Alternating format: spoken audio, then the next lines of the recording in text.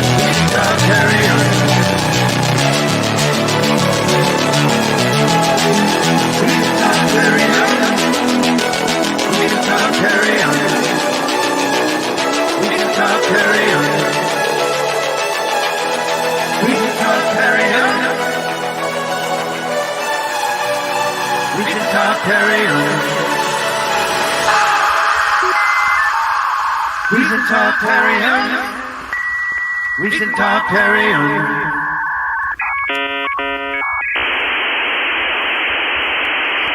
Hey, everybody, tune in to Recent Tartarians. Recent Tartarians. Recent Tartarians. My God, what a world. Well, it's good to have you back. How's it going? Martin, I think might be frozen. Oh, we'll get him back. We missed you, Martin. Raph, how are you doing? Yo, I'm doing fine, thank you. How are you? Well, I was gonna introduce. You're like that. I feel that. It's like math class. Martin, how you doing? Just in Grüß Gott. time. The computer just crashed. I have no idea what happened. It's the intro. I think it stresses X-Factor. it out. It's not expecting all that. By I the way, told. one of these days we have to make a show just about your intro because Oh my there is God. very deep thought in that. So we definitely need to bring that near to our European fans. I'm strongly for it. I sent this to Raph earlier, but I thought you should see this. If you remember last week, we did this great episode. The funniest thing about it is, aside from the fact that it was a great episode, apparently got in trouble for inappropriate language and adult content. Now we didn't curse at all. You know, you guys use good English for Germans. You know what I'm saying? And there was no problem as far as I could tell, except for whatever reason they said that at this point where I brought up miso soup, that there was inappropriate language, right? When I talked about the miso soup thing last time, I said that Japan, etc. Now, I tried re-uploading this and removing, because I first said, can I make sure this is correct? And said, no, these results have been rated. A human reviewer rated your video. It's suitable for limited ads. You know, there's some serious problems here with the inappropriate language at this 1 minute mark. So I deleted that minute. I deleted the miso soup thing. Then I reduplicated it and said at 113, there's a adult content, which of course there isn't any adult content at all. So it's very strange. I don't know what we did wrong. I just thought that was hilarious. And I thought I'd share that with you. Whatever we were talking about last week, that was so important. Let's keep doing that. That seems important. So very good. The other thing was somebody was saying, I can't find last night's episode. Or for instance, if you couldn't find last week's episode, the way to do it is you could either go to the Odyssey where there's unrestricted videos. You go to the Discord where you can get to the community and the community will share every video we make and you can find them there. There's also the Matrix. If that goes down, all these backups. But simplest, you can get into the Patreon, and we are setting it up. The Patreon will send you a link to every single video and specifically highlight the ones that are going unlisted for a few days. You don't have to do the Patreon to get access to the videos. I just wanted to let you guys know, and it's great if you do. We appreciate the support. But otherwise, yeah, you can get this. We'll always let you know when a new video is out, and when a video is unlisted, it'll always be saved in the Discord.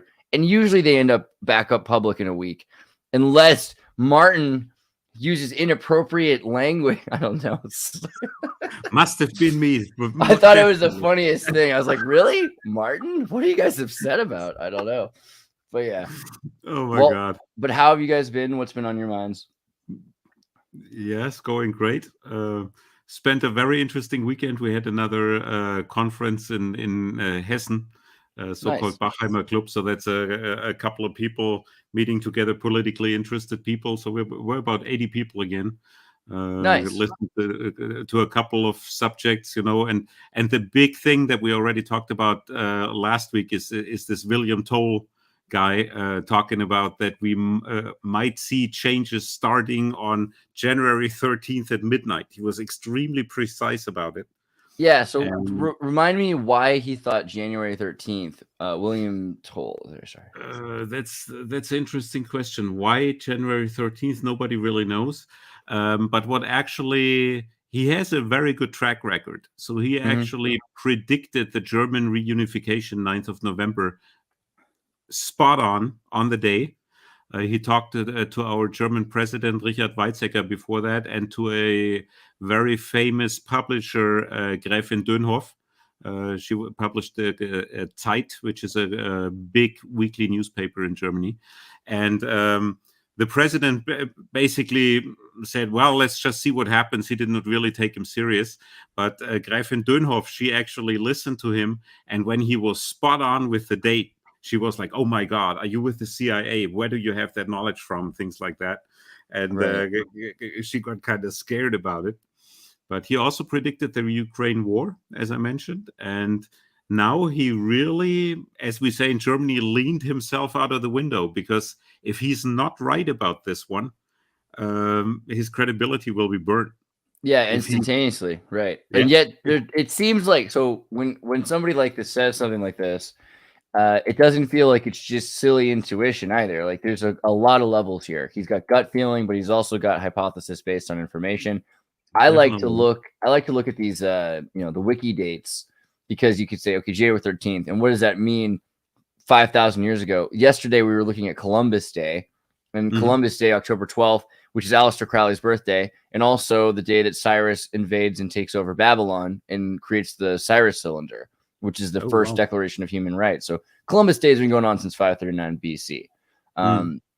Similarly, with January 13th, there are some interesting things here. The Octavian transfer, almost always the first one on the list is important. The Octavian transfer of the state to the free disposal of the Roman Senate and for the people, receiving Spain, Gaul, Syria as his province for 10 years. So this is considered and lauded as this historic moment where the Senate, instead of the emperor, take Rome, right? This is the SPQR. This is free Rome, right? So this, I think, in a lot of ways might be related to the barbarians being in charge of their own common state, right? It's kind of the way I would look at it. And so Spain and Gaul and Syria, right? Like these states really were constant the Byzantine Eastern Roman Empire.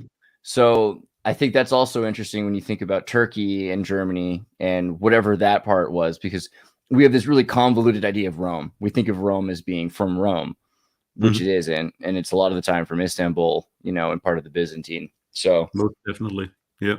Some of these old maps, it's really interesting. You have all these blossoming cities in Asia, so Tartaria, of course, and Rome seemed to have been a very little village at the time.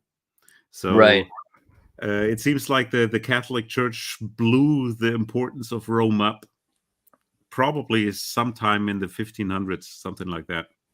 Yeah, it seems I think what it is that after they are kicked out of Constantinople, so probably even into the 1600s, that they really pushed the value or the importance of Rome. But Rome was also a really beautiful place, right? It was kind of like Croatia, and you have the Tuscan lands, and so up until the sacking of Sabians, there still was a great and interesting and beautiful culture, but it wasn't this cutthroat, psychotic thing that we remember as like killing its brother and drinking milk from the calf of the dog. I mean, Jesus, right? What the hell, Rome? Calm down. You're talking about Caligula or that movie? No, I'm talking about Romulus and Remus. Romulus. Oh, okay. I mean, Caligula, actually, I get. Like, she's a raped woman, Like, I saw that. I don't know how much I believe everything they say, but the Medusa thing. Sorry. I don't know why I went to Medusa from Caligula. That's my own fault. But still, the Romulus and Remus thing comes up over and over. What does symbolically mean? Why a wolf? I mean, we could think about Sirius, the dog and so on. Huh? I was thinking the Sirius star, the doggone people, things like that. Yes. Dog star. I think of the dog star and Canis Major, and all this ideas of this the dog the masculine also being son of a wolf or something like that, which is like a traditional Slavic myth that the raised by wolves, instead of raised by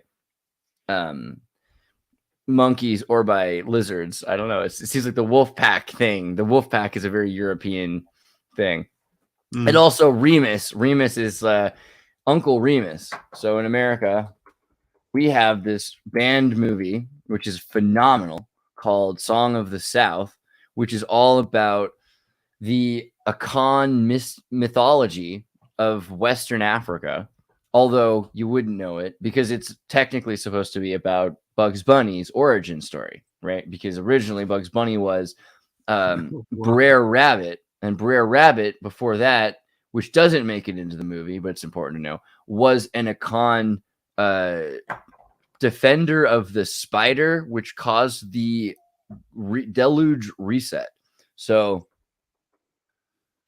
according to the Africans, there was a point where there was this giant freaking spider, right?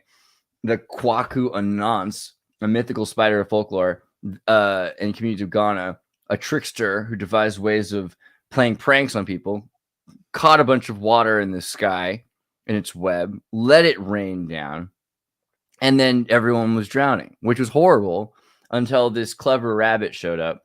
And there's some people that connect the rabbit to the Chun Li of the Chinese, because there are connections with China to West Africa and even into Eritrea on the East African side. So the idea of the Song of the South, though, is that you've got Uncle Remus. And Uncle Remus, he's this former slave living in a time when slavery is just no longer allowed anymore. You know, he hasn't really progressed with the times, I guess. But he's able to tell these stories to these white kids, which, wouldn't you know it, are going to just benefit them tremendously, because they're going to get the wisdom of this ancient African. And nobody even knows that it's ancient exactly. It's just kind of obvious that it's ancient, but they don't know where it comes from because it's all been culturally erased. So this is a phenomenal movie, The Song of the South, but it's all about Uncle Remus.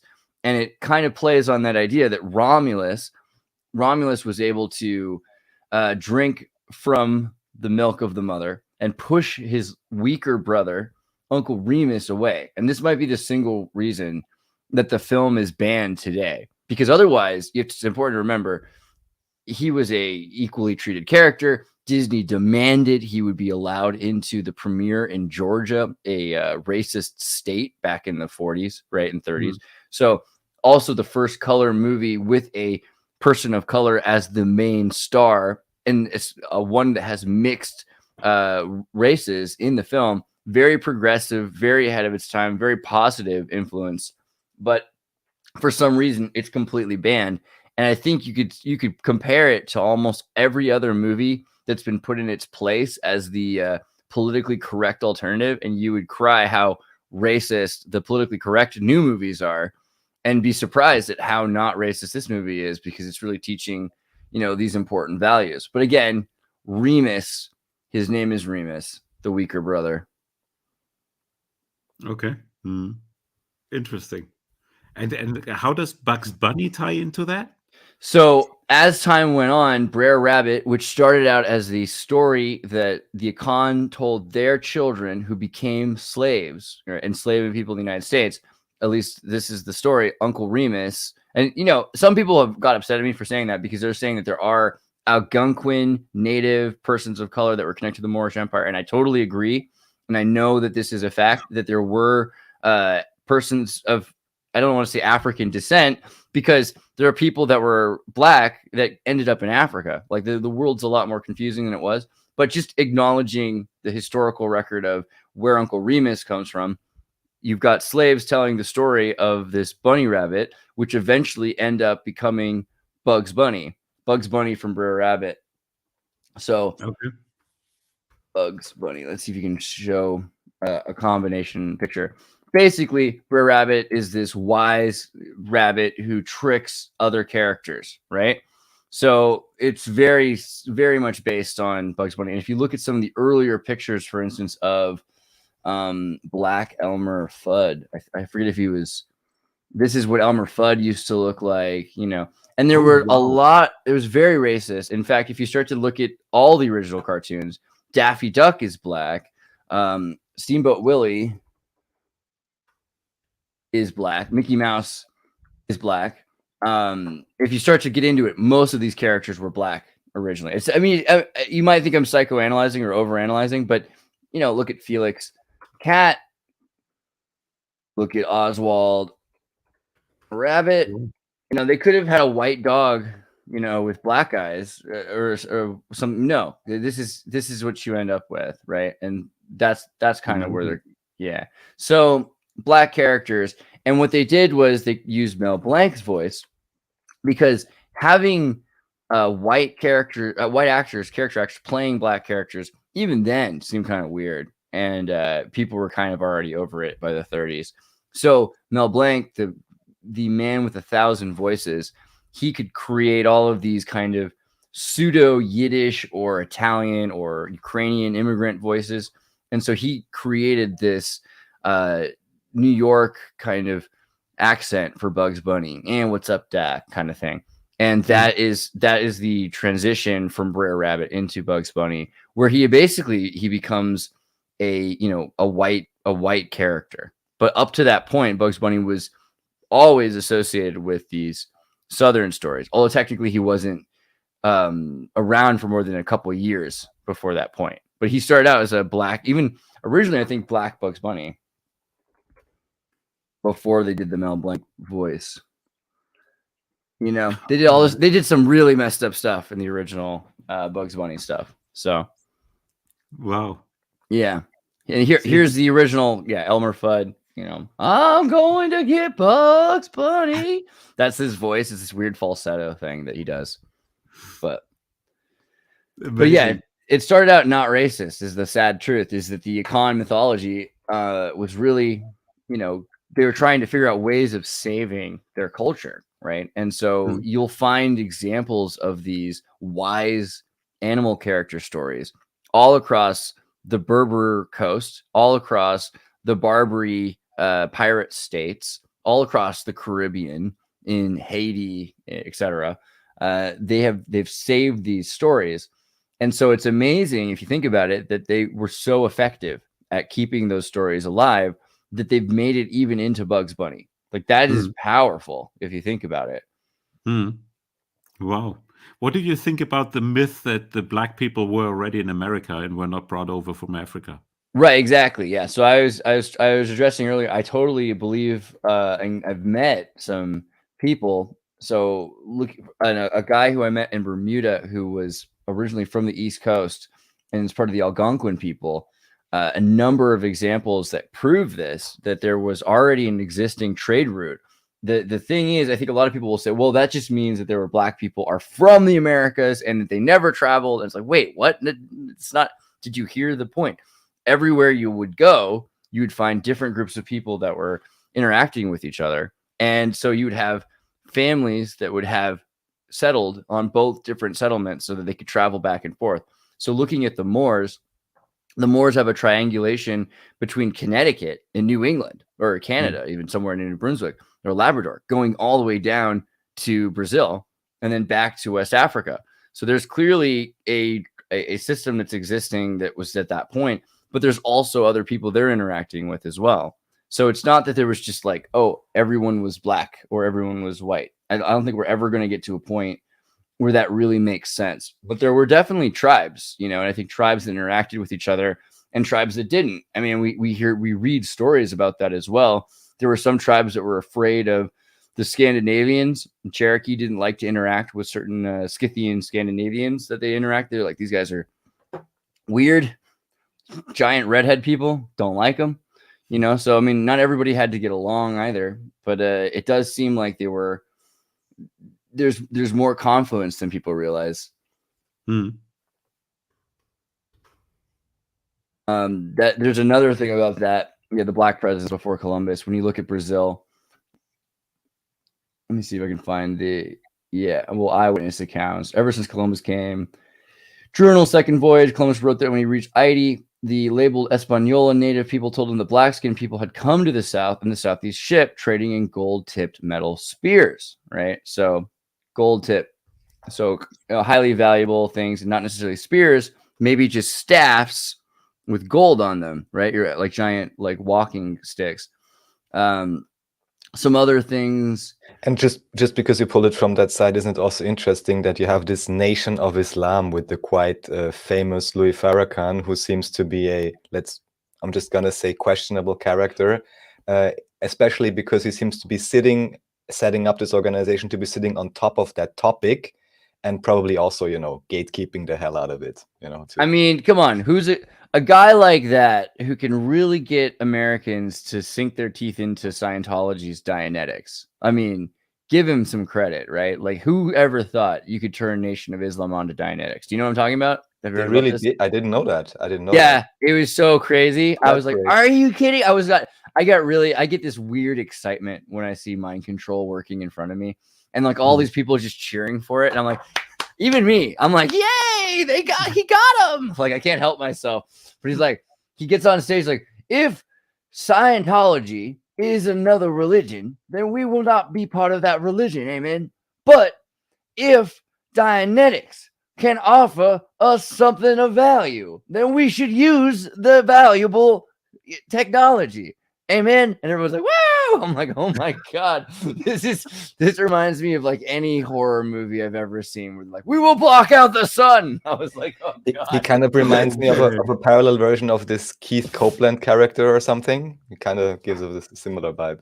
Oh, remind me, Keith Copeland. You know, I he's forget. the breath of God or whatever. Oh right. Yeah, What yeah, is his? What is it? The minister. Kenneth Copeland. Yeah, Kenneth Copeland. Second picture. No, top second picture. This is the guy. This guy, terrifying. I don't know. Yeah, I don't know. This guy scares me more. Something about Farrakhan. I mean, you see him with Alex Jones. You kind of have to get into it. Someone did something yesterday that was good. What was the faceless man Kanye? Did you see that? The faceless man Kanye. Yeah, there was a card or something. I have to look it up. The idea that Billy John on Think Tank was explaining the synchronicity between Kanye's facelessness and something, but I already forgot what it is, so to save it. Still, I just wanted to point this out when people talk about were there black people, persons of color, of African descent, which is a funny way to put it because they're probably, I mean, there's probably an into Africa, right? I think that's where we're getting at. Is that there's an into everywhere theory. Everywhere that we have people today probably are newer places than the Noah time places. I think that's all it comes down to. But there are these great statues, and I've known a lot of people that live in South America. They don't. I mean, there's some Bolivians maybe, but most people don't really look like that. It's kind of a weird face to. It sticks out. Especially there. Like if you're in where the Olmecs were, there's a lot more like. Let me show you the Mapuche. This is what the Mapuche look like, you know? Well, that's kind of not giving you the example. They're tall. They're skinnier. You know, they don't look like that. They don't look like that Olmec thing you just saw, right? Like that face is very different, right?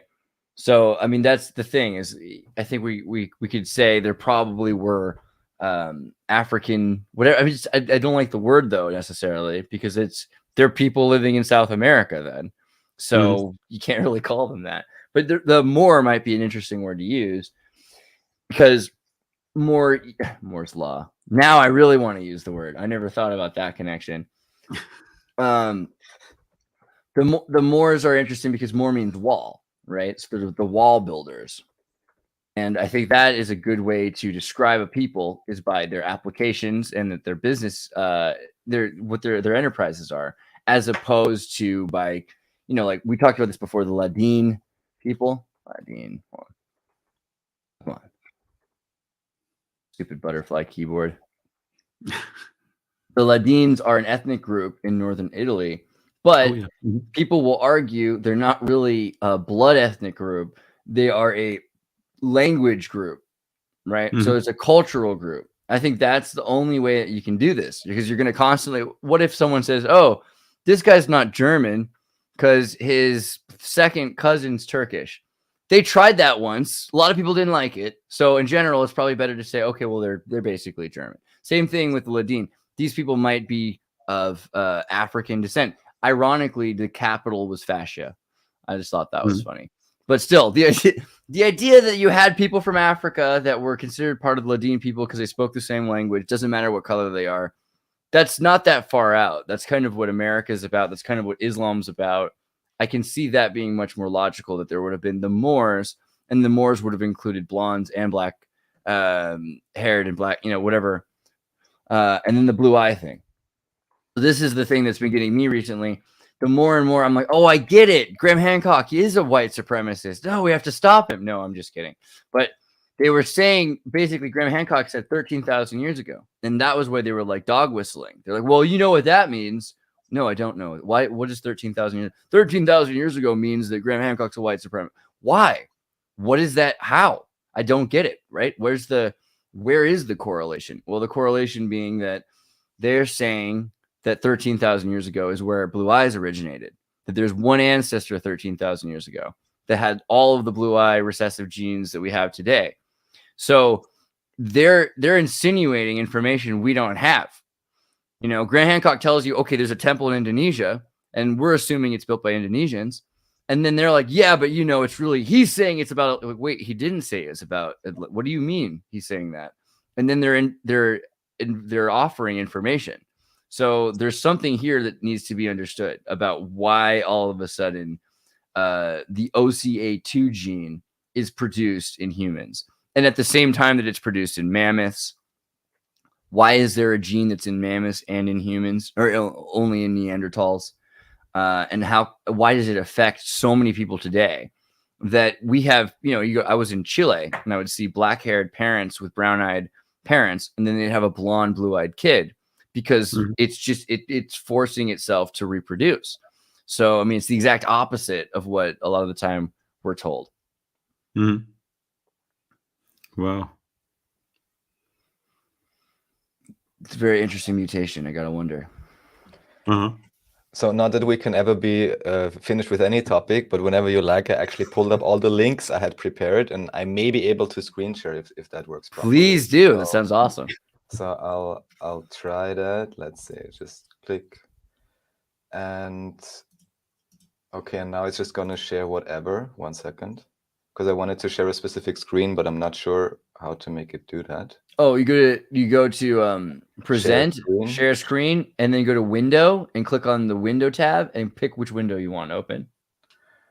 Yeah, there's something. Okay. Share the screen. It's not showing the window tab. No, I find it, but it's not showing the window tab. Can't access your screen. Try capturing a different screen. Okay.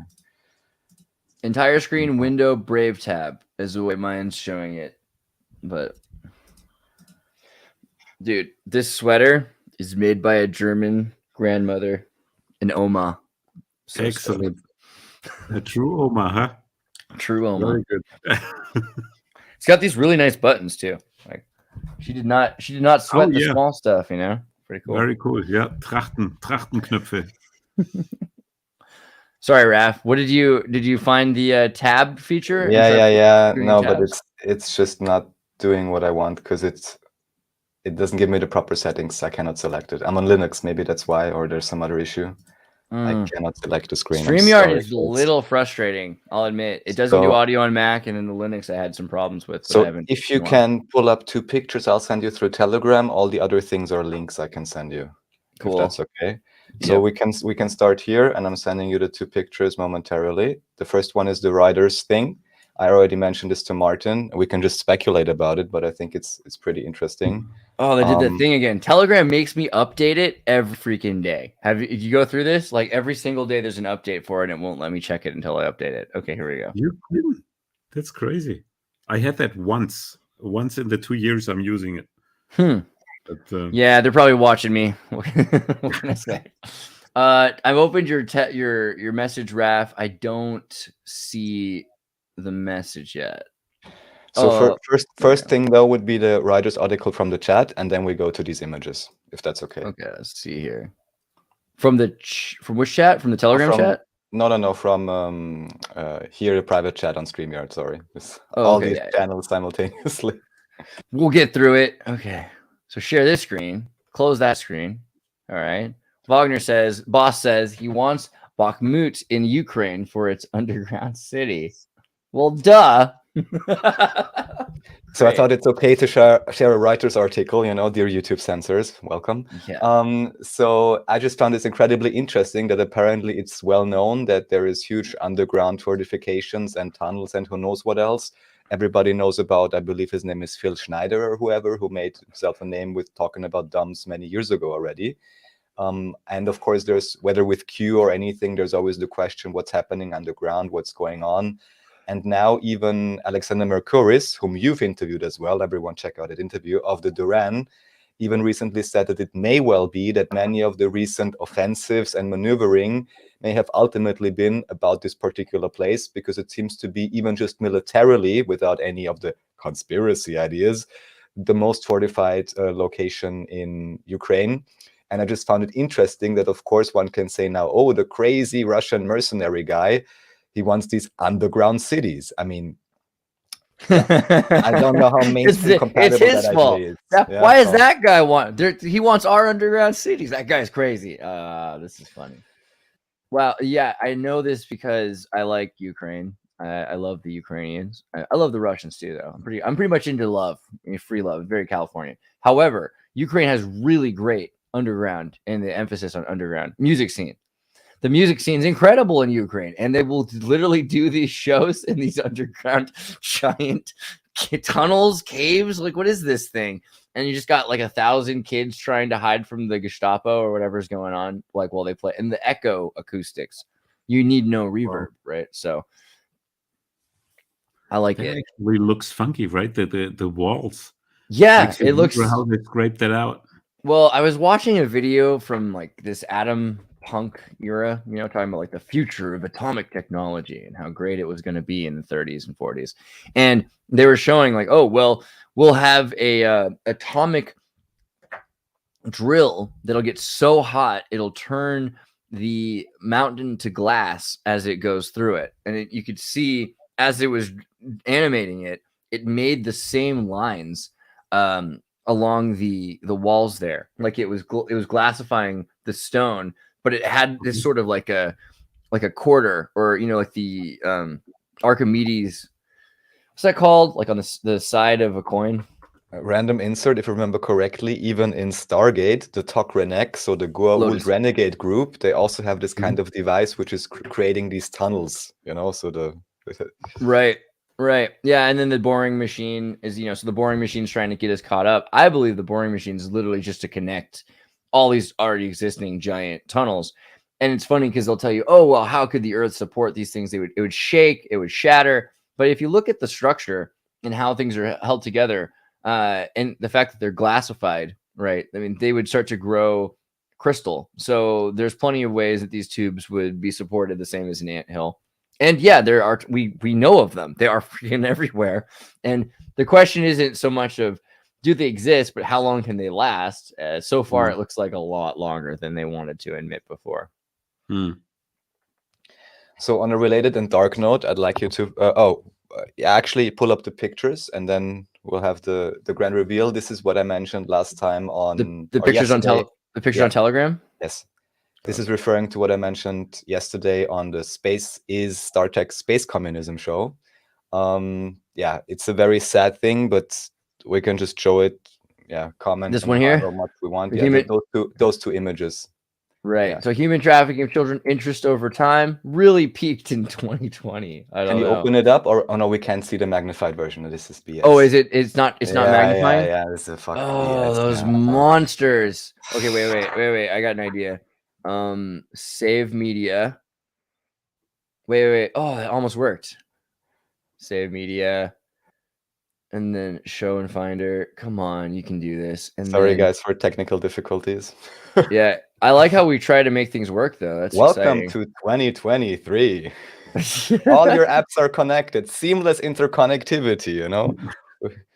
Okay, and now I got to go and I close this window, and then I open that screen share. This is hilarious. Okay, you can open it in the browser, probably the images. That's what I was working on. Perfect. Wow. Yeah, I did it. Okay, so here we have these graphs of Google Trends, and what's interesting is simply that, as you can tell, over this period of time, if I had known back then, I would have made better screenshots. I just randomly took it because I wanted to show some people, and I was like, okay, well, let's see where this search term even pops up.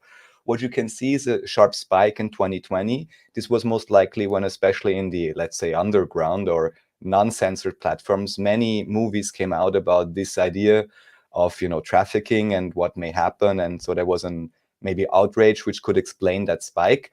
However, what's very strange to me when I saw this first was just taken by the amount of individuals and so on. Why is Ukraine on first place? And then the second image you can show, the second one is only for Ukraine. And you can see a sharp spike. I believe when I checked this was from 2018 that you have this sharp rise. And what's scaring me the most about all of this is that you can clearly see that the farther northwest you go, the higher the prevalence for this particular search term. And now what you could do, please, is just really open up- quickly. I just wanted Yep. to point out Ukraine, and then second is Bolivia, right? So then you can go and you can look at Bolivia-Russia relations. You can find out that in 2016, Bolivia traded Russia gave them a bunch of tankers, machine guns, jet planes, all kinds of military equipment in exchange for, and some money, in exchange for moving 1 million Russians into Bolivia and giving them property up in the most expensive parts of the Andes. And China did this as well. So there's about 1 million Russians and about 1 million Chinese that have moved in the last 10, 15 years, 5 to 10 really. The 4 million study on Bolivian gas industry, building a joint Russo-Bolivian gas exploration in 2009. So yeah, it's interesting when you look into the Russo-Bolivian relations just to see that human trafficking is underneath Ukraine. Bolivia is the next one. Sorry, next thing you wanted to point out? Now, please just go to Google Trends. So this is now for live effect, yeah? Google Trends, yeah? And just enter the same search term that you had seen on the screenshots. Was it human trafficking? Trafficking. Trafficking of children. Yeah.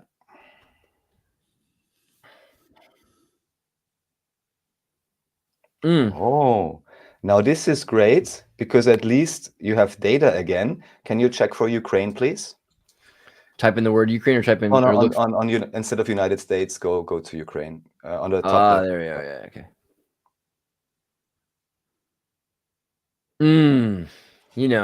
Not enough data. Google doesn't have enough data. Too much data. They had 6 to 8 months ago, so that's just what I wanted to point out. Yeah. So there we go. Yeah, that's so much for that. Anything you want to comment, kindly do. Otherwise, I have some more stuff about technocracy. I think that says it right there. There's a lot going on in the Ukraine. It's worse than it was before. Yes. Definitely. So also there was something, I'm not sure how many already noticed. Maybe Andreas, you know about this. Have you recently checked, and everyone can do this themselves on their Android phone? I'm not even going into details about this now. Enable developer settings, especially on Android. It's pretty easy to do, usually by, strangely enough, pressing 7 times on your version number. Everyone can check out for their model. It's pretty easy to do.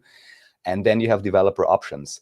And there you have something called low energy Bluetooth, or you have an option called show unidentified Bluetooth signals. And then everyone, can do this on their phone. And I'm just showing here, even here, and I'm in a building with many different people. But of course, the receptivity is not so great. But even here, you can see there's random, these type of numbers showing up. Man, that's crazy to think that other people don't have that naturally set up to do. Well, I can't even have it either. I had to enable it. Oh my God. I've had that. So everything I do requires like development settings. So I don't even think about the fact that most people don't see, like if you get on a plane or you're driving down the highway and you don't see like all the Bluetooth devices going by you. That's got to be crazy to not see that stuff. Guys, make sure that you have your Bluetooth. It's terrifying. Yeah. So thanks for showing me on the big screen. Hey guys. Oh yeah. Let me also show really quickly. There's a great app that I would recommend called Bluetooth Finder. And what it does is once you've got developer installed, it also tells you important things about the strength of the signal. So you could be like, weird, why is there a Bluetooth earbud under my bed or something like that, if that ever happens to you. Yeah, so of course now everyone can kind of, ask themselves where these signals are coming from. There's different documentaries on Odyssey and so on where this answer is explained. I'll just skip that part because, we don't need to anger anyone. But what I'd like to point out now with all the thing, everyone's asking about, technocracy and so on. I'll just bring it up again. Maybe we discussed this before. Also related to why all these Bluetooth signals are showing up everywhere. I sent another link in the chat, which you can pull up if you like. There's actually 2. 1 second. This is one, and this is the other one. This is referring to Elon Musk's family. We actually, our buddy Gerald on the Real Science Show is sending wireless Bluetooth over 2 miles to power devices. So just for perspective on what Bluetooth can be used for. And they're in the process of updating Bluetooth to have wireless power. Did it just send me to the wrong page? You just sent me here and then Oh, I got to do this thing here. Hold on. Block scripts. No? I think Ooh. would have said except if you. All right. Wow. It's the Financial Times. You can't even read it. Jerks. Is it because I read the Financial Times too often? Here, why don't you open it on your page? Can you share it? I can't. Like I said, I can't because the sharing isn't working. I'm so sorry, guys. Oh, that's right. Hold on. Just refresh the page maybe, and I think you just would have to say accept the cookies or something. Because for me, it's working. I don't get why. I can just load it. Oh my lord. Okay. Now I can't anymore. Yeah, maybe because you're reading it too much, actually. Yeah. Here we go. Here we go. So this is the one. Okay, this is one of them. This is maybe interesting more for you, Andreas. I don't really know what this means. And the other article was simply Financial Times article called it's called The March of the Technocrats. And there it just points out that Elon Musk's grandfather, by the name of Joshua N. Haldeman, was one of the prime figures in the Canadian Technocracy Incorporated movement in the 1920s, 1930s. Had you ever heard, I'm sure you know about them, Andreas or Martin. Technical Alliance? Technicolor Lions. I do not know. No, not that's a good one. Technical Alliance, not Technicolor. The Technical Alliance, 1930s or something. That is funny. Technical Alliance, a group of engineers and scientists. Oh yeah. Sorry, with Howard Scott. Yes. Right. So and what's interesting here, and this is maybe how it relates, is number one, of course, the whole technocracy craze. And I even remember on our show with Franz Hermann, I was like, whoever knows where technocracy went, of course, it's right there, because you have the bloodline connection with Elon Musk. You have him, at least partially or officially, very interested in the Neuralink, probably also very interested in having these Bluetooth signals floating around everywhere. And you also have the concept within the Technical Alliance, because I actually had read their manual 15 years ago or something, like a 100-page document, and they describe all the reforms they wanted to make. By now, I believe they were just like a ruse or some kind of controlled opposition or something, just after the rise of the new form of industrialized capitalism, because it included some elements that by hypercapitalists in comparison seem quite interesting. For example, the idea of energy credits, meaning that all the energy within the continent would be divided up, allocated equally to each participant within the system. However, so on one hand, if we would really be, this is of course the thing, in a scarce energy situation, this could make sense. The idea would be everyone has to work less, you reorganize society and so on. But the issue, of course, is you basically have a rule by experts. So you would get rid potentially of a good chunk of, let's say, self-determination, at least in its actual execution. And what you also have included here within the idea of energy credits is what they want to bring about now with the idea of programmable central bank currencies, however they are called, which is the new craze. And there the idea would be that any currency you get actually has an expiry date built in. This was an idea already presented with those energy credits, that you would have, for example, some credits, but they expire within 6 months. And they actually want to do that now, not giving you any of those for free necessarily, but programming into the money that it expires after a few months, so which would allow for a completely controlled, I don't even know how to call that type of economy anymore. So I just wanted to point out that link, both in terms of technology and also in terms of central bank currencies. It harkens back quite a lot of it, I think, to these guys 100 years ago. And you have the obvious bloodline relations to today with, for example, Elon Musk at the forefront. I freaking did it. Okay, guys, check this out. 12foot.io. Watch this. Show me a 10-foot paywall, and I'll show you a 12-foot ladder, mother effer. Okay, removing paywall. Done. Boom. Guys, from now on, we're using 12foot.io. That works. Okay. Accept cookies? Don't accept cookies. Here's your article right there. Sorry, I got really upset just now. I was like, there's no way they're going to stop me from reading an article. Okay, I feel better.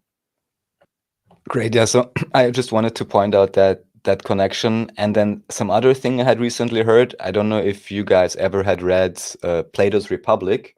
I was only able to read part of it because then I was like, what is with these bronze, silver, and gold people? I'm not exactly getting it.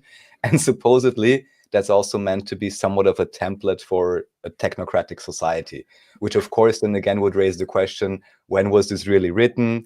What is the agenda behind this, idea and this type of logic? And yeah, I'm I don't know. strongly convinced Plato's cave is Abraham's childhood, or Abraham's childhood is Plato's cave, right? So in the Bible, Abraham is, this cute little baby.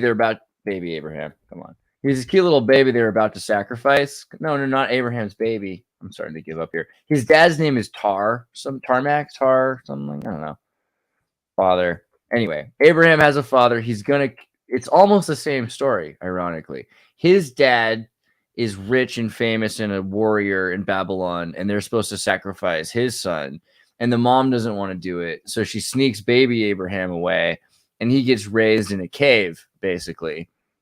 And in the cave, he has no symbolism, right? Everyone else has these idols everywhere. He's not growing up with the idols. So when he goes out into the real world from the cave, he only has God. He doesn't have the idol symbology, right? I think that is Plato's cave in a lot of ways. They're saying here is somebody who's raised in wisdom without the material, natural Tao, the current Tao, the existing Tao, the knowable Tao.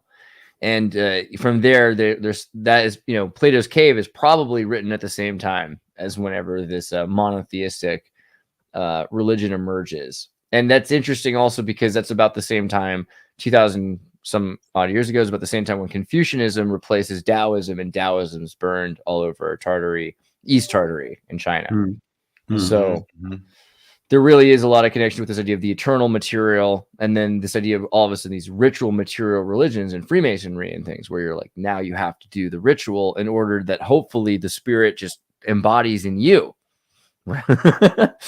Which is a complete inversion, right? Because you're supposed to be trying to find the intention in something, and instead you're trying to get the intention into yourself backwards, which is like, I mean, I guess that can work. Maybe while you're building a house, eventually you can start to feel what your father felt is the idea, but it's so off, right? And that's what Abraham is kind of warning against. But same with Plato, saying you can't trust these symbols. And so then maybe to tie it all together or not, because recently there's been, a lot of live shows from the Congress. I love watching the US Congress. I mean, not really. It's not particularly interesting. Europeans are weird. You guys watch Super Bowl too. I don't understand it. Go ahead. I mean, that I don't watch, but Congress, or you got to check out some council meetings. Even recently I was looking at the city of Berlin council meetings. Their YouTube channel has like 50 subscribers or something. So that's how important it is. But what I wanted to point out is no. Forget it. No, not city of Berlin, Connecticut. But what's really interesting is once you start looking at, especially as a European, at any cities in America, they're all named after European cities. It's always like, they couldn't think of anything else. But can you give a picture of the... What blew my mind was on the East Coast is how many places are German. They're like old Germantown, et cetera, et cetera, et cetera. And they've all been forcibly converted to not remember that they were Germans like 100 years ago. Nobody remembers it. They're like, oh, I don't know. I guess I was. It's like, dude, you literally are cousins with Amish people. Figure it out. Sorry, go ahead, Raph. So U.S. Congress, basically, just if we have a nice view of the U.S. Congress where we can see the speaker and whatever is behind him. The one part we already know, but the other part is maybe interesting, which I'll connect inside or there. The picture. Yes, one of those. No, you got a bit farther back, a camera view a bit farther back. Yeah, go back. A bit more.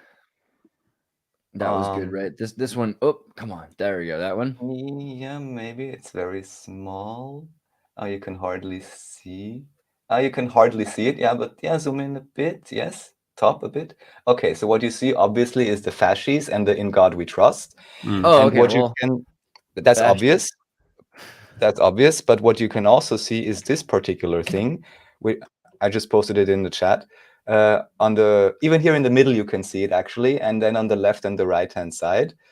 What is this? No, you have to. Sorry, this is so funny because the chat removed the art. Oh my god, I don't even know how to send it to you. It's okay. I figured it out. Wait, did it? No. What? with the underscore after the R of meander, underscore meander underscore. And, Oh God, Andreas, just get it right this once. Okay. Yeah. Well, that's not all. That's not all, actually. oh no, just scroll down a bit. Scroll down a bit, please. Yeah. Bit more. Oh yeah, There's there. the one. That's the one Right. they have in the Congress building. Can I find a Congress meander? Maybe I'll find it. Congress seats. U.S. Congress seats. Maybe this will do. Somebody sitting. I need someone sitting in Congress. Fabric. Give me some fabric. Anybody? This is horrible.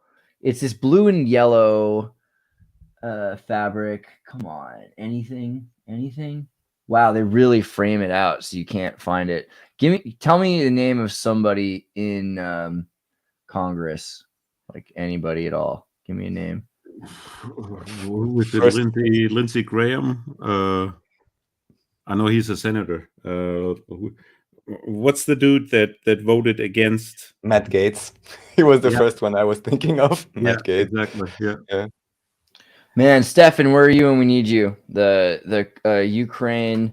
Oh man, blue and yellow Congress seats fabric. I want to find it so bad. This is so frustrating.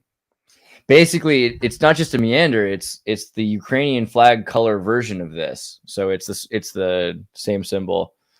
Congress, U.S. Congress building, something. And they always had that because they did not just put it on, did they? I mean, in general, I think it's almost always like you can remember Coca-Cola. I had this symbol, right? Coca-Cola, 1890s. This is like 1890s or something like that, right? So, yeah, this is in 1925. So it's way before Germany was all about it. I mean, Russian currency. You can check Russian currency with it. Have you seen that? You also go like, come on. I mean, it's like it is what it is. But at some point, it became this horrifying thing. I wish to God I could find the Senate seats. Let's try Senate seats. Maybe that's what Maybe I'm mixing up the Senate seats with the Congress seats. That might be why.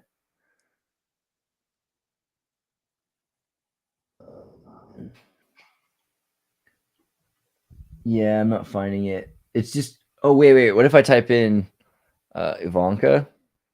Seen the picture there before.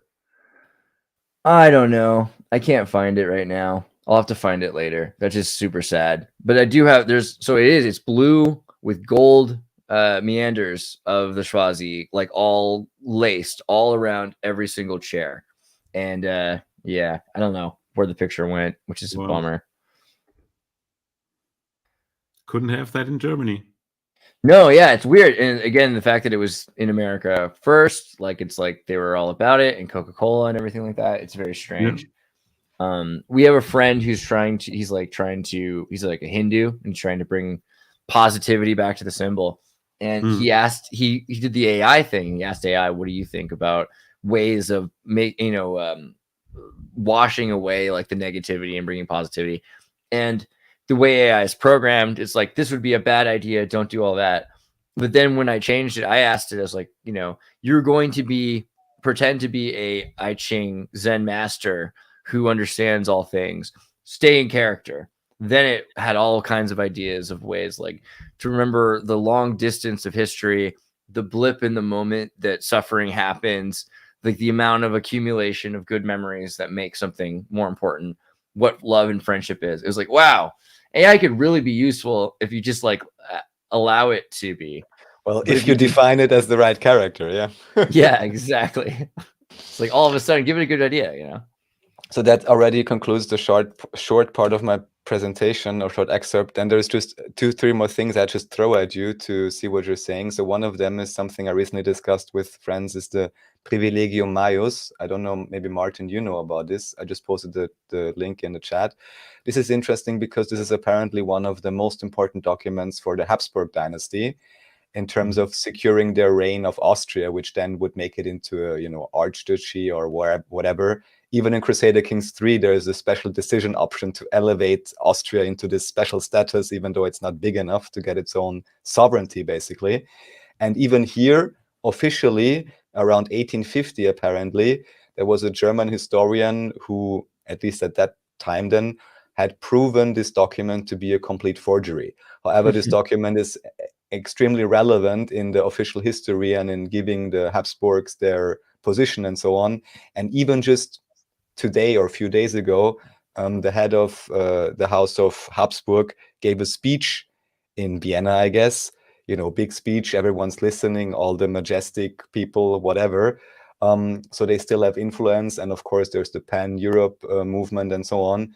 And I just find it interesting how many people, still listen to those individuals. He was also giving a pretty one-sided view, I think, of the conflict as well, which is interesting, let's say a US type view, not very conciliatory from what I had heard. And then even their own family history and so on, to a large extent proven, let's say, is based on fraud, so like this interesting. I don't know, anything you know about that, Andreas, or I had not heard this about story. I had not heard this I haven't story. either. Yeah, this is very interesting. I mean, it's interesting when you consider the timing of it, right? Because you've got this like 12th plague period, right? So this is the Protestant push, and with David, you and Jordan, talked about the idea that the Gnostics, the Protestants, and the Islam were all connected concepts at this point, kind of being anti-Paulatian. And so, the Paulatians would have used this opportunity to.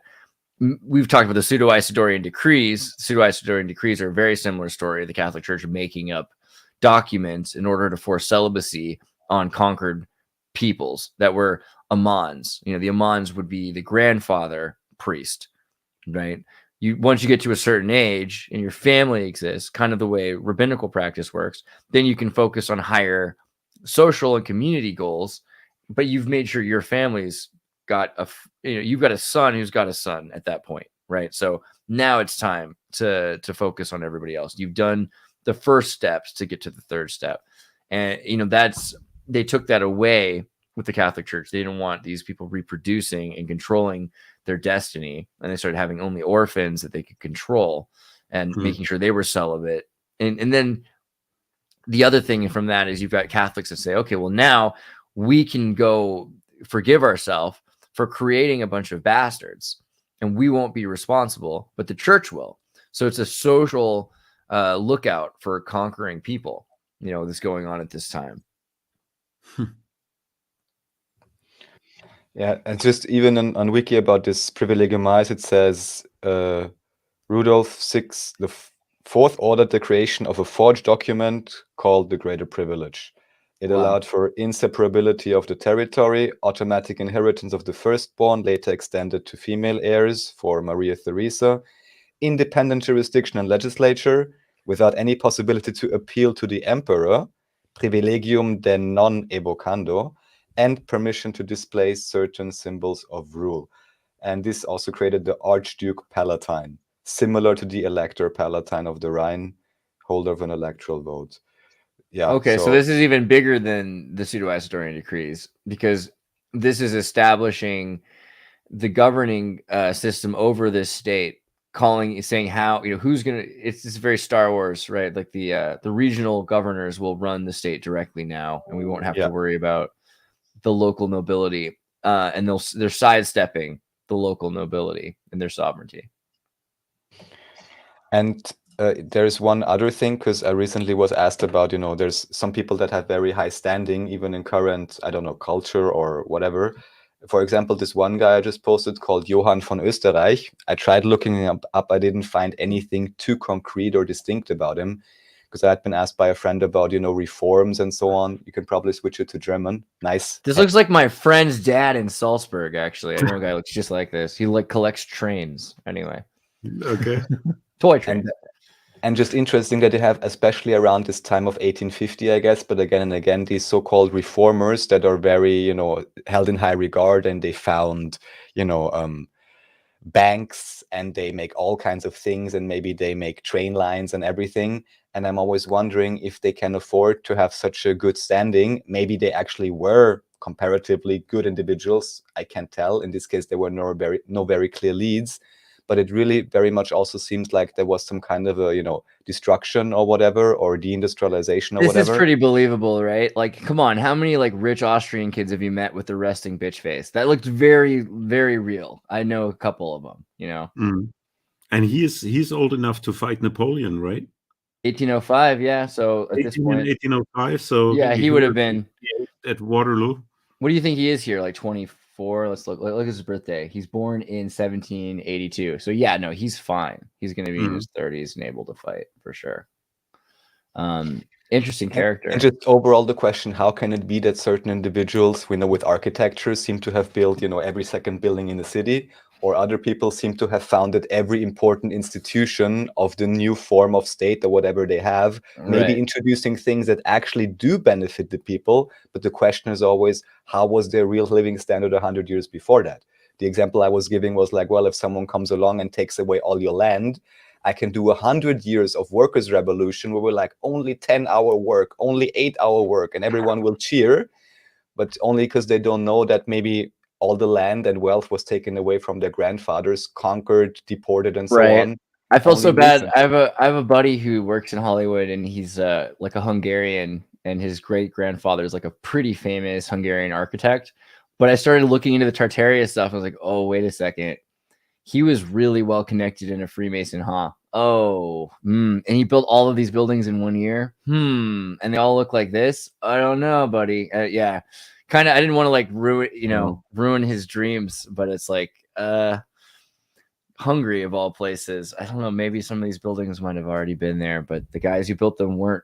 So this is the thing: if you weren't Christian at this time, and or you weren't Catholic at this time, how different is that than during the communist period, where my great uncles would be the first in their class, but they weren't members of the Communist Party of Yugoslavia, so they wouldn't be allowed to graduate in the first of their class.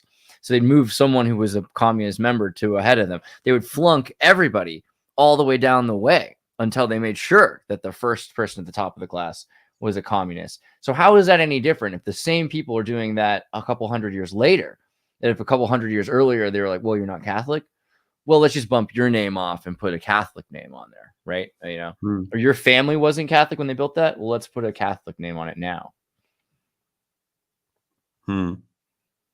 Yeah, I've seen their parliament building. It's quite spectacular. Budapest is competing with Vienna in terms of beauty, especially if you walk around along the Danube. It's so nice. Beautiful. It won't even let me load the picture. It's like you're not allowed to know how great. Hungary is amazing. The only thing that drove me absolutely crazy. I've been there back in 2006, I believe. I took a trip with my company in every single producing plant, and there is one in Hungary. So I spent one night in Budapest, and there was graffiti everywhere. So you walk up the stairs of the underground, and every single step of the stair was graffiti. And it was so much it drove you nuts. And even on the outside wall of this building, they had graffiti. For me, it was like the people shooting pornography like publicly in the streets. I honestly couldn't even look at the graffiti. I was so confused. I was like, what is even happening right now? Hungary is a wild place. But yeah, One Night in Budapest could be, I was going to say a song, but it could also just be an album. I would definitely watch the movie or the Netflix series. I don't know. Budapest is pretty wild is the thing. But it's always has been. And so that's also, it's the capital of the Janissaries. So when they were when the Ottoman Empire were collecting people from all over the place, they really liked Hungary. The Croatians, we like to think we were special. Hungarians were pretty popular Janissary, and they became kind of a I don't want to say a violent empire, but like a police state, right? Like if you've been to some towns that are just everyone there is a police officer, or they're all that's what it was like. And they were like, we're not Muslim or anything, but we work with the Muslim Empire because it's not a perfect system, but it's the best one there is. Like that was Hungary for a long time. And it's also like Turkey and Hungary's connection to sound magic, right? Because like also Zildjian, there's the para company that was connected to Zildjian, because Zildjian's from Turkey and they were a Hungarian family a couple centuries earlier. Mm. Do you know about that, Zildjian? Zildjian symbol. If you ever listen to rock and roll music, you know, you've seen these guys banging on the Zildjian symbols. You know about the Zildjian symbol? This thing goes back to the 16th century at least, and probably to ancient Turkey or Tartaria. But Zildjian family, 17th century Ottoman Empire, relocated to the United States after they tried to invest in the assassination of the emperor. They tried to blow up his carriage, and so they ended up in Massachusetts. Oh, wow. And which emperor? At what time? Let's see, 1900s beginnings. And just by the way, for reference, the Hungarian Parliament building was designed by architect Imre Steindl in neo-Gothic style and opened in 1902. And I'm pretty sure we're not going to find any construction photos, although photography should have been more than well underway around 1900. So that's okay. I'm always wondered, it almost seems, yeah, completed 1904, groundbreaking 1885. Mm-hmm. Wow. And by the way, guys, the Steindl really gave away that Raphael is Austrian. That was perfect pronunciation. I heard it. Abdul Hamid II was the emperor in 1918. And so at the end of World War I. And so this is, I think, the most important period because they saw the gradual and complete destruction of the Ottoman Empire at the beginning of the 20th century at this point. But the Turks were trying to stop this Hungarian Armenian family of alchemists, right? So Mustafa I is the reason they moved to Turkey because he gave them some money for building his symbols. But they were Armenian alchemists essentially before that. And so the symbol, that's why it's so powerful. It's used in military, it's used in synagogues, used in mosques, used in cathedrals, and now it's used in rock and roll. So it's a very important alchemical tool, the Zildjian symbol. And then their family got in a fight, and so now the Saban family is the Zildjian's side brother or sister or something like that. So like Incubus uses Saban. So there's like rock and roll mainstream uses Zildjian, and then there's like the indie alternative labels use Saban, but they're all still freaking Armenian Zildjian alchemy symbols. Oh.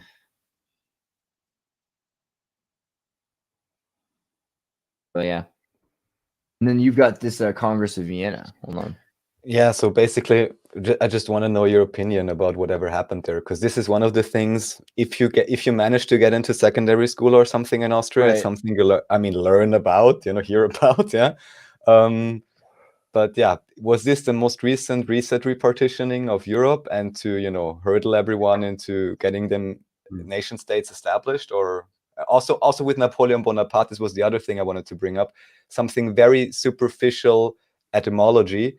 Napoleon, I think you even talked about this, the Lion of, I don't know, Naples or who knows where. I wouldn't be surprised, or even look at his hand, yeah? The Corsican. And then, of course, you have Bonaparte. Bon is just good, apart, having everything apart, yeah? So good shattering would be my, layman's translation of this term. Interesting, yeah? Especially because David Uing-Juinger pointed out that also he maybe is littered with 19s, so it's also questionable how real he is as an individual. Martin. What I keep thinking when I look at that map, and you have this, I think it was up to 600 individual states on what used to be Germany. So and that fragmentation of a country that actually moved east.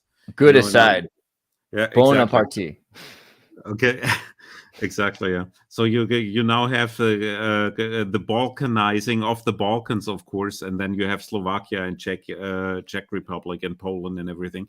So this patchwork pattern that used to be Germany then just moved east. Mm-hmm. But they still use the same Machiavelli strategy. It's interesting. So the Soviet Union were scared of how close Prussia was. And sorry, may I point just out one thing? Sorry to interrupt, but this is because this is it's so devious, because naturally, I think humans, they want to connect to each other, to their neighbors, to their community, even to people, next few hundred kilometers away or whatever. They want to be part of a larger structure. They want to organize. They want to cooperate. They want to, love each other and so on. So it really seems like there's a deliberate shattering. And then you put up some fake BS institutions like the so-called European Union and so on. And the natural propensity to want to unify and connect with others is completely deviated and misused into a, Emperor Palpatine type system. And that's, I think it's not nice play. That's exactly right. So you look at the Soviet Union and they were like, hey, Poland, you gotta get away. So they pushed Poland west into Germany. They took the western territories of Germany and gave it to Poland. And Germany's like, what? And especially because Germans were living there and they didn't really warn them. So all of a sudden you're like, you're now Polish. And the Germans are like, was ist das? They didn't really like the idea. So then the rest of Poland ended up becoming part of Belarus and Ukraine, which was convenient, which is where the Polish Chucks are, right? Polish Chucks are the western in the trees there. And then the Belarus, they're called the White Russians, but Western Belarus is Polish, right? It's just a bunch of Polish cities and there's lead and all these things. So that is only lasts 100 years at the most. And if you think about it, how different things are, which people are where, which people had to escape during World War II, Germans coming back and people fighting over these places and everything. I mean, this still affects us to this day in the Ukraine, where you've got 4 different ethnic groups. And I think the word you used earlier, balkanization, is really good because I mean, balkanization is kind of like Iraqification, like the turning of Kurds and Turks and everything and creating this Sunni state and this conflicting. The idea that diversity is actually a really multiplied with democracy is a really great weapon to pacify the people, right? Yeah, exactly. Yeah, it's wild. Go back to the Polish map one more time. Yeah, exactly. So actually close to what is that, Witslaw or whatever, this one city there. The mother of a very good friend of mine, actually, she used to live there with her family, and they actually lived there all the way to 1947. Whoa. And then all of a sudden the Polish showed up and they had Like, 1 that's hour. it. Out of the pool. 1 hour to fetch their things and get out. My God. Unbelievable if you think about that. But absolutely. So they left them there for 2 years. I heard similar stories actually from Eastern Prussia. They were also there up to 1947 and then arrived in Berlin with no shoes. Literally. Well, they did, and they clearly didn't know what they were going to do. The idea of building Eastern Berlin into a bigger country was actually a thought for a while, but then they thought this is dangerous. Like the best way to control East Germany is to make it just East Berlin. Break it down a bit because we have full control over Poland, and they did. They had full control over Poland at that time because they completely decimated the aristocratic and intellectual class. So I mean. It's terrifying when you look at it, but it's also interesting because it explains a lot because everyone's like, oh, these people, they're so different. Really? I mean, aren't they literally the same family? Exactly. They've been running from war from side to side of the border, wherever they draw it for centuries. It's absolutely crazy. Yeah. And just thinking about that, isn't it also that generally, just overall, that Polish also usually are very well integrated into any type of German society too. So probably because they're cousins anyways, the way you explain it now. Yeah, but what's really, I think, interesting is that it's a lot of what we consider Germans aren't Germans, so so there are a lot of these redhead Southern Germans that are probably more Gaulish German. And you can think of like Asterix looking Germans.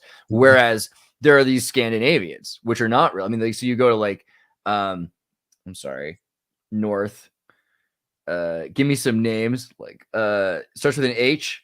Hamburg is a very Danish and Scandinavian part of Germany for obvious reasons. It doesn't mean that that's everybody in Germany. A lot of the Germans are coming up. So I think we forget, and I think this is an important fact, is that a bunch of Eastern German culture is kind of Slavic.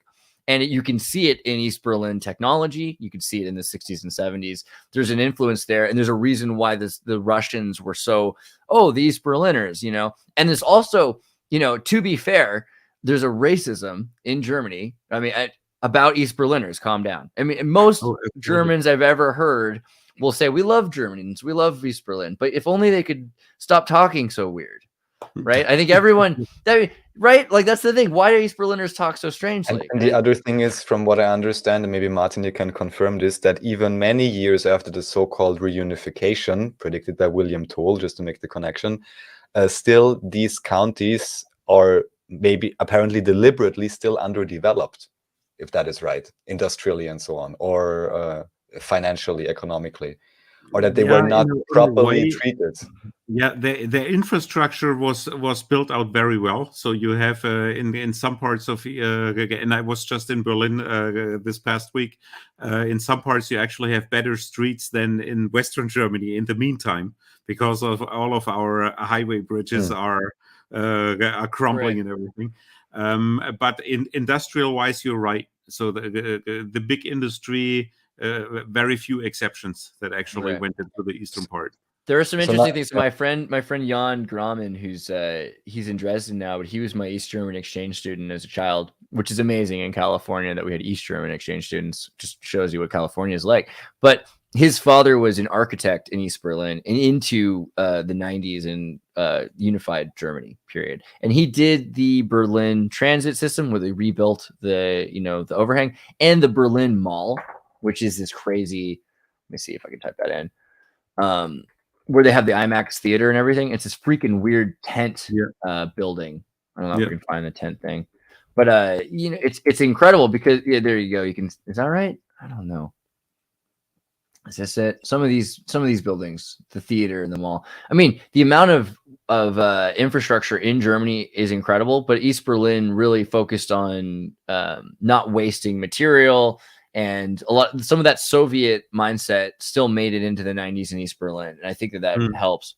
It's not the right building architecture. I don't know. Is it this one? Some of these crazy buildings, I mean, they really have really nice buildings. And the thing is like Soviet futurism. So they don't really need to be like updated for the future. Like they're always going to look futuristic in this kind of a post-urban way. So Berlin's pretty sweet. The problem is that Berlin has been, I think, culturally erased in a lot of ways. There's a lot of really cool buildings and museums. The Babylonian Museum, right? Yep.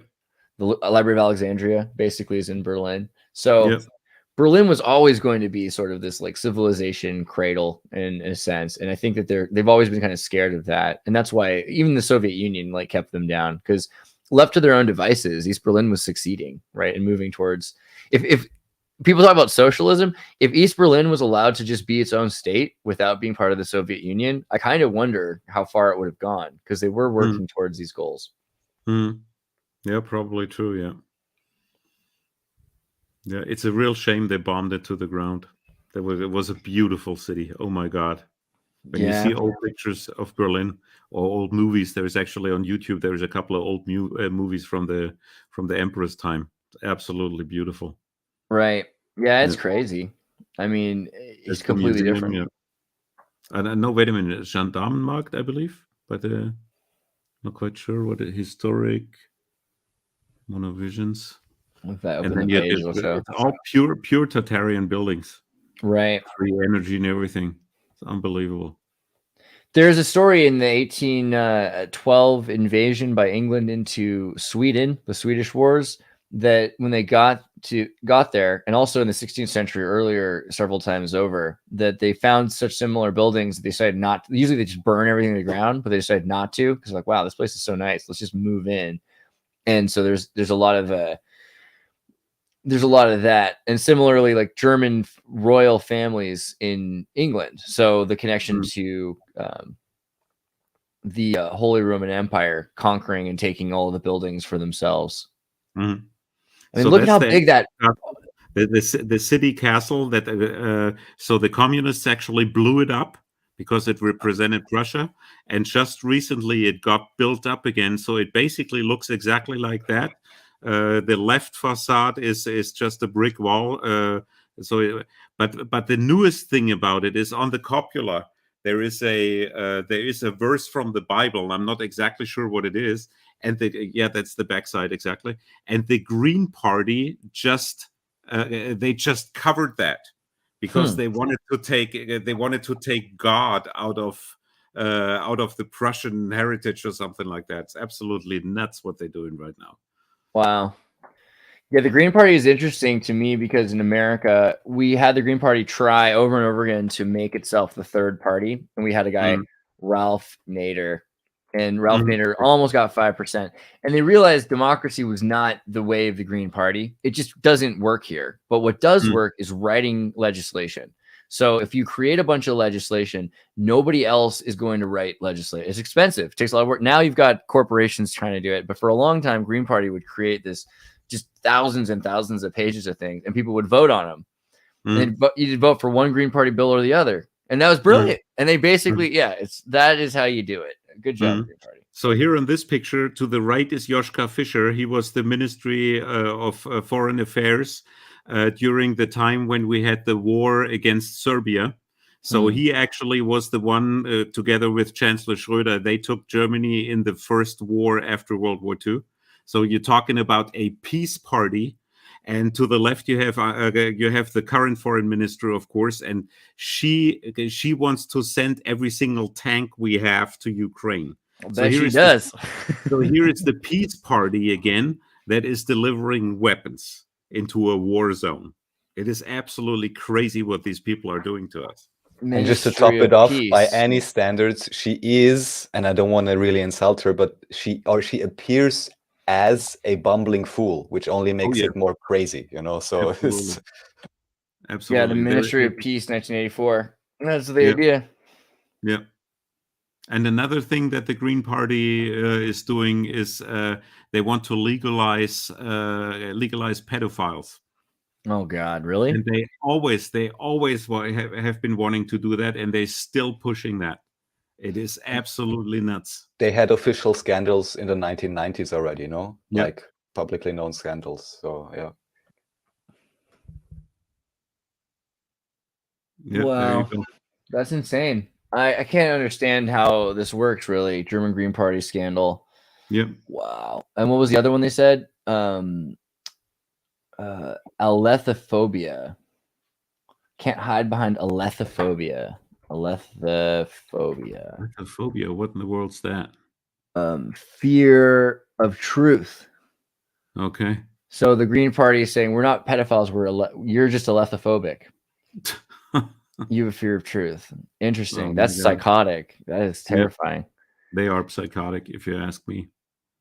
I mean, I've seen a lot of things. Like, so the thing is, the Green Party in the United States, there were some, Green Party was associated with some adjacent hyper radicals. A lot of hyper radicals that were into violence or putting nails into trees, so that if someone was sawing down the tree, the chainsaw would break. And decapitate it. People were doing crazy things, as well as grabbing teenagers and being like, "Hey, we're going to stage a protest. You need to live in a tree for a week." Up in a 200-foot redwood.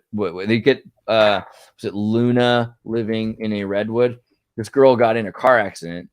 They used her because she got into the idea of trying to save nature after the car accident. She tried to find a community. Once she got in a tree, she wouldn't get down from the tree because they said, okay, well, we made a deal now that they're going to cut down the trees, but they're going to give some money to the group. And she's like, no. And so she ended up living in this tree for like years, until they guaranteed they weren't going to cut it down because it's like 1,000-year-old old growth tree. So they were, but the Green Party was going after her because they're like, you're messing with our, we said it was okay to cut down these trees because they're going to give us multi-million-dollar deal. So there's just a lot of hypocrisy amongst the Green Party. Isn't there the huge scam? You said they made lots of legislation. They're probably responsible for EPA and eminent domain or something. I mean, I don't know, but isn't that the huge scam? And not even talking about the National Park Service and so on, and the swaths of land that they, sequester. So the thing is, you've got... That's what I was thinking about earlier. Yeah, eco-fascism, there were groups that were adjacent that they had some slightly nicer names than this, but this was kind of a pejorative that was accepted. And the idea is essentially to be non-humanitarian.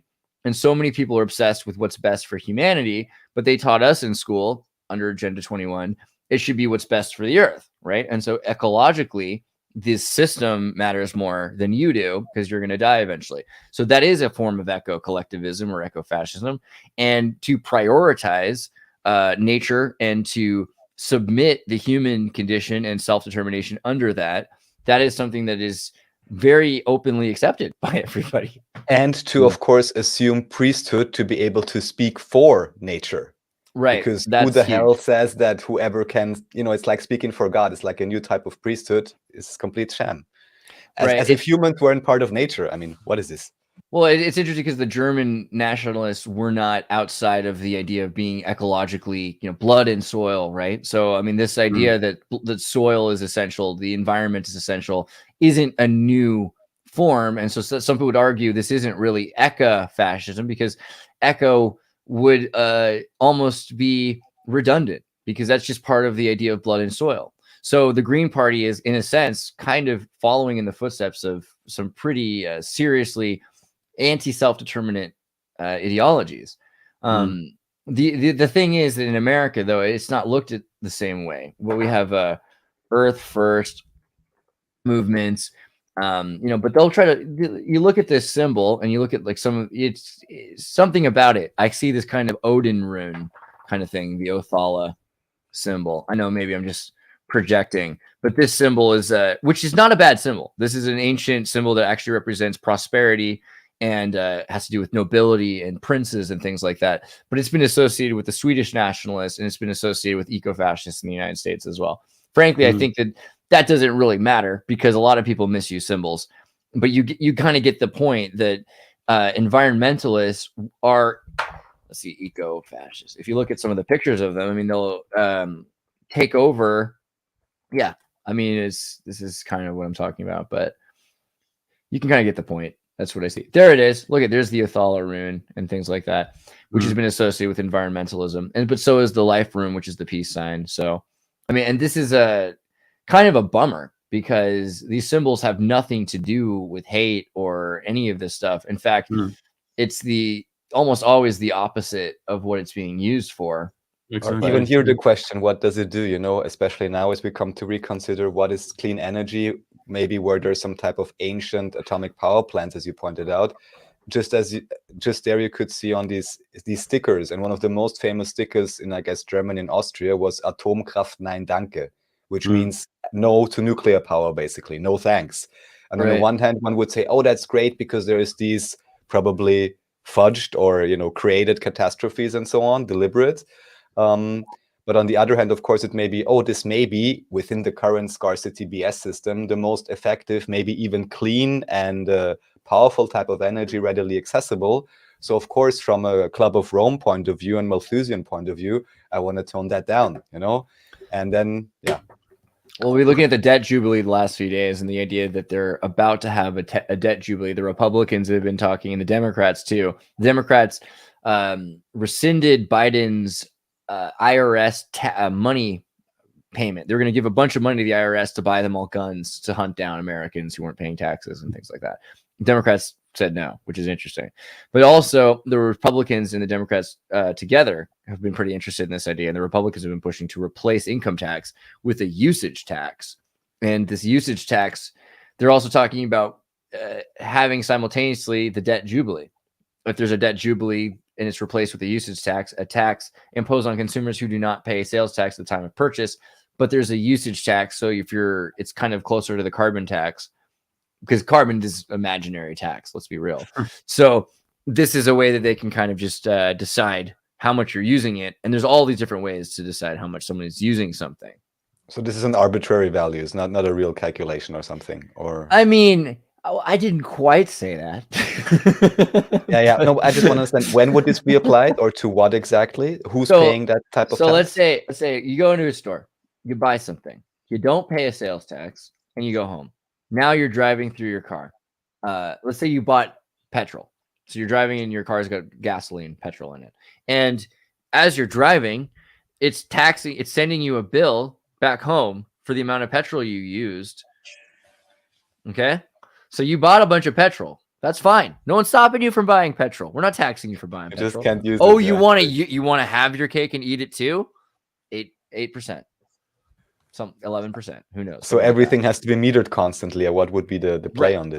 Everything would be metered. Every single action, right? And so how would you do that? 2020-060606 is that the wrong one? No, that's funny. That came up. Oh, well, that may also relate to what we does. talked about in the beginning, where I didn't say anything more about it. So where are all these signals coming from? Yes, there we are. Cryptocurrency system using body activity data. It's starting to make more sense. So they'll be able to know exactly every single thing you do, start from your promoter sequences opening up and closing and getting excited and etc. And you'll be able to be rewarded for it, right? So taxation is a whole other thing because it could be a negative tax.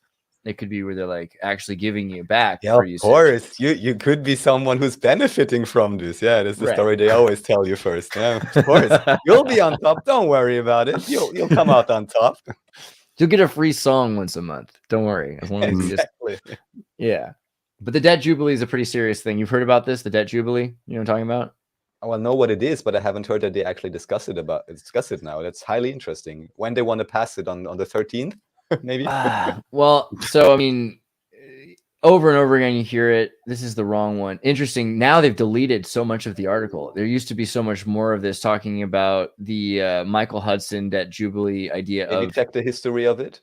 Technically, it should still be there unless they start on top. View history, top tab. Right. Yeah. View history. Thank you. Maybe go remove 666. Remove 666. Where do I go to make sure I see that? Undo manual tags. Revert. No, just scroll down a bit and then click on any of the dates and see if maybe that's a better version. On this one, no. Yee. I don't know. It seems like there was more though. See, yes, you have to figure out where the article was because they removed some right here. In his recent book, 2020 World Peace. Yeah, they just started scrubbing it. I don't know exactly where. Is this the one? No. It was basically in 2008 they talked about it. In 2001 they talked about it. The idea was that George Bush was going to Jubilee. George Bush. They were going to do it back right before September 11th. And then they said that probably did, but just for a select class. Exactly. And that's what they say that it happened. And they did that with the Enron thing, and that they created the Amero, which was what they were supposed to do, is create this international currency like the euro for the United States. And that they did that, but then they said, we got one better. We're going to go full Bitcoin, and it's just going to take a little longer because we're going to swallow up your economy too. But that'll just take the amount of time it was going to take us to swallow our own economy. So we'll just do it to everybody at once. And you get to watch it on the internet as money just like pours out of every single economy into this new thing that we're building. But the Amero existed and still does. It's just a bank only transaction. So it's kind of a bond that can exist between United States, Canada, Mexico, I think British Honduras, Belize, right? There's a couple countries that are able to use certain banks that are able to use the Amero to trade between each other. But that doesn't matter anymore because they have like the UBS coin and Bitcoin, and banks are using those now. But how does Bitcoin work? If I exchange a Bitcoin with you, someone has to monitor that. And so there's a usage tax. So Bitcoin really does fit into this in a sense. It does fit into this idea of a usage system. And then the other thing is, who is getting paid that usage tax? Well, that could be a democratically elected position where a bunch of different people are witnesses to the promissory exchange. So, it's not that big of a deal. You give some of that money to another YouTuber or another Bitcoin user, and they're just monitoring the exchange. But because every single time it happens, there's a usage tax, then billions and billions of transactions a day, they're going to be making tons of money, way more money than they're making even now, or just about the same as their peak amount that they're able to make off digital right now. Money. Yep. That's terrifying. George Bush with Bono. Oh my God. I don't know. What do you guys think though about the debt jubilee? Do you think that is coming, or I mean, that's the reset in a lot of ways. Do you think they're really going to reset all of debt, or how much of it's going to be reset? That's a good question. I mean, the euro and the dollar will crash. There is absolutely no doubt about that. The dollar will last a little bit longer because we actually finance the dollar right now. But, yeah, I was gonna say I think the euro and the dollar did crash, and so did the pound, which is why they all hit parity in order to kind of not let you realize that they crashed. You're like, oh well, they're all worth one of each other. No, Equally worthless. yeah, it's like here's your sign. What will be really interesting if the BRICS state will come up with something. If they come up with something to replace the petrodollar dollar, The BRICS state? The BRICS states, yeah. What does that mean? The BRICS with a C, BRICS, the BRICS. BRICS. So that's Brazil, Russia, India, China, South America. Mm-hmm. Right. Go. And they are actually working on some concept to replace the petrodollar. Right. Okay. So BRICS is what we call the Russian axis. I like it. Mm-hmm. Okay. Exactly. And I can definitely. They will add another, what is it, 11 or 12 countries are interested in joining them. So they will become the biggest powerhouse on the planet. I can see that making the most sense. A BRICS coin. I mean, so Russia was working on one, Brazil was working on one. I can't imagine China though trying to use the same coin as I guess they could. Do you think that what's the value of using a universal currency versus having an individual currency? I never quite understood that, to be honest. I mean, they destroyed our German mark, which was a very strong currency. And with the euro, it didn't go well. Exactly. No, it didn't go well at all. It flashback to 1999 Berlin. Let me tell you what, it was a great time. They had like digital phones everywhere. The Deutsche Telekom, what's it called? Deutsche Telekom, right? Telekom, yeah. Deutsche Telekom, yeah. Yeah, and you had these you had SIM cards for your payphones in 1999. I'll tell you what, it was the future. I loved everything about Germany in 1999. Go back in 2001, everyone's a little like, oh, I don't know. Like, I don't know what's gonna happen. Go back in 2005, and everyone's like, uh-oh. We're paying for Greece. Exactly. We're paying for Greece, and today we're paying for everybody, and we're going to shits. Yeah, it's just terrifying. But I mean, but having your own economy, that works if you're making a bunch of stuff. German, great, you make a bunch of stuff. Didn't work for Greece for obvious reasons.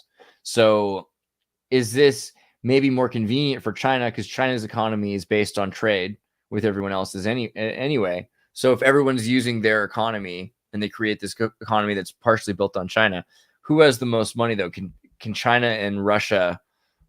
None of these partners are all equal partners. You know, I mean, China has all the production capability because everything was transferred from the West into China, since they wanted to move the military arm of the deep state from the US to China. That was the plan, but it was interfered with, obviously. But they have all the production capability. If you're talking about what's the word, resources and everything, Russia probably has the top position because they have the most oil and gas. They basically have everything. Yeah, it might be a fair trade that I'm thinking. And also Brazil, Brazil is incredibly powerful, has incredible amounts of resources, has an amazing set of industry and infrastructure, and has for centuries. So I can see that being a thing. So related to that, I sent 2 links in the chat regarding China. Also here I have to say, I mean, they often show like cell phone videos that seem real enough, but given as how little information we can get from China, I think it's also always important, I don't know, to check the sources, or I don't know if this can even be independently verified. So this is the, let's say, academic article. You can open the Reddit link, which points to the video where I actually found this. Garlic chives. All right. Yeah.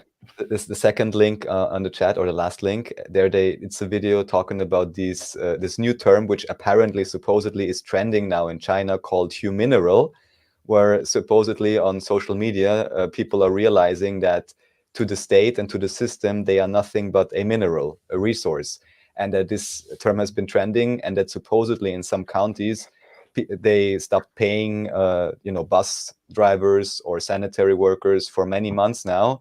And now it's that power companies, supposedly, allegedly, as seen on the cell phone videos there, are using bad quality coal and are not heating cities properly anymore. So people are literally freezing and gathering in front of the municipal governments and are like, why are you not even buying coal for us or something? It's really strange, because one would assume they should have good enough relations with Russia, for example, to get all the coal and oil they need. Or why else, here you can see one of those gatherings, why would they allow that to happen? The CCP even. Why do I Soft want to times have create people soft freeze? people. Strong times create strong people. No, I don't know. But that could be a reason, honestly. The Chinese are like aware that their people will become soft. They're aware that in the last 10 years, because of consumerism, every time someone goes outside, they have to buy themselves a birthday present for, 16 yuan or something like that. That's not working, and they don't like it.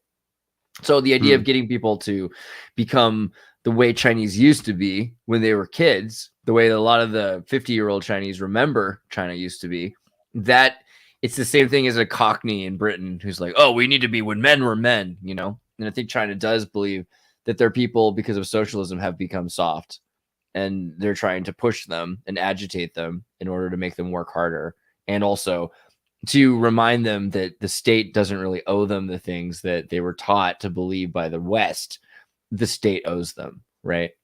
Because now they were thinking, okay, well, we're going to keep feeding into the state, and the state's going to take care of us. And now you have to break that dream. Now you can just keep working and you're not even going to get a warm home. I don't know. You transition it to the idea that the state will become, you're building up the most powerful state the way that people used to sacrifice for their children. I'm not going to get to have my big TV, but my kid's going to have a better future. Well, now your state's going to have a better future.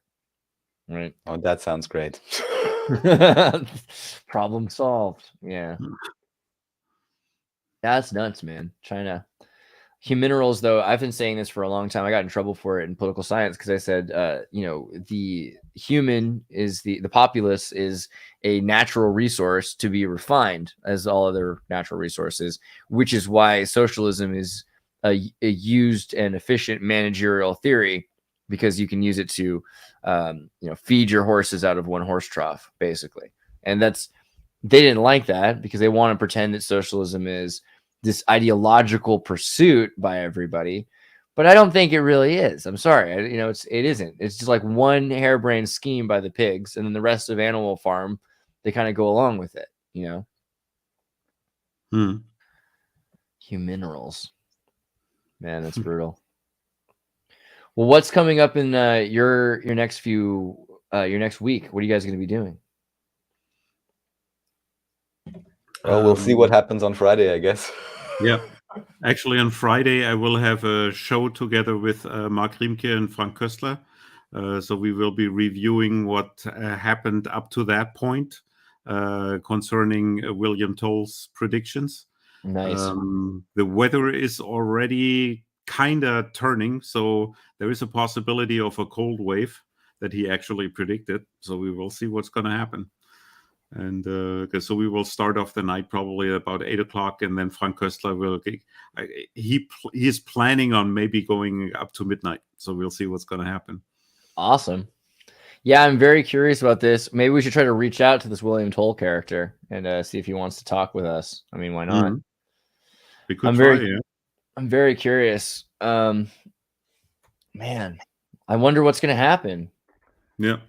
The idea of Germany kind of shifting politically right now.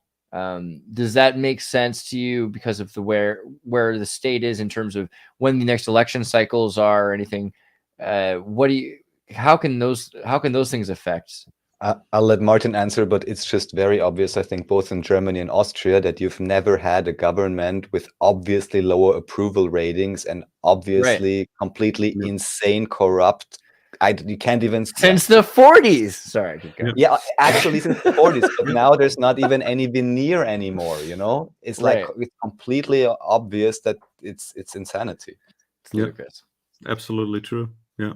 Now it will be quite interesting. I mean, William Toll said a couple of other things. So when you look at this video, so he's talking about the extreme cold. He's talking about possibly hearing airplanes and rockets, So it is quite possible that there there might be attacks. Who knows? Because if you're talking about UN right, Germany is a war party, because we not only deliver weapons to Ukraine, we also educate their soldiers, and that makes you technically a war party.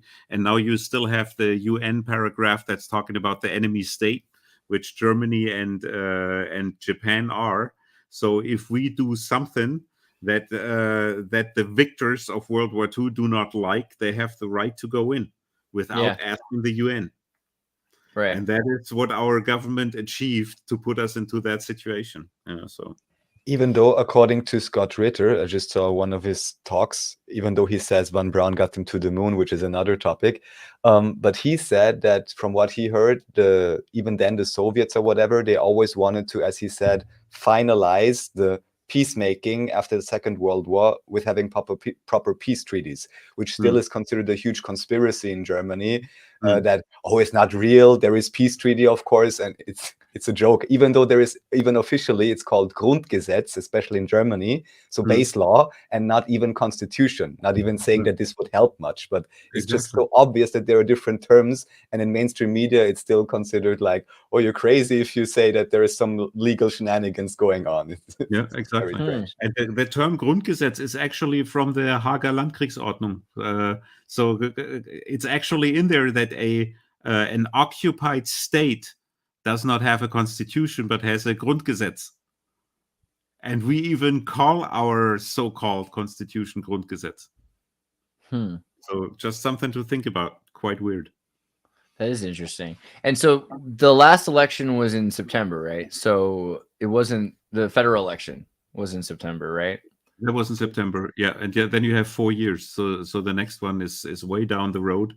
Right. The closest election to now is they have to redo the Berlin election, because they actually messed up, and there was fraud proven or some type of mistakes. So they actually have to redo it. But who knows? They will probably fake it.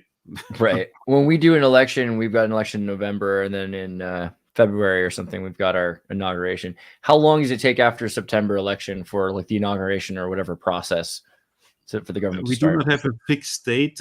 So the parties actually start to negotiate. And as soon as they achieve a majority, that typically takes a couple of weeks. And then they do the so-called coalition treaty. Where the Liberal Party says, well, we want to focus on economy, and the Green Party says we want to have enough glue that our people can glue themselves to the streets, and all that kind of stuff. And then once they are together, then they elect the chancellor, and that is the new government then. But that can take a couple of weeks. That can take a couple of days. It really depends on the process and how close they already are. But there is no fixed date. Like you have January 20th, I think. We do not have a fixed date by what time they have to have achieved it. Man, but it's interesting because that means the war is more likely than an election cycle thing. And of course, Germany and Ukraine and everything going on right now. That makes a lot of sense. It could be the time. That's crazy. I don't know how aware you're, Andreas, but ever since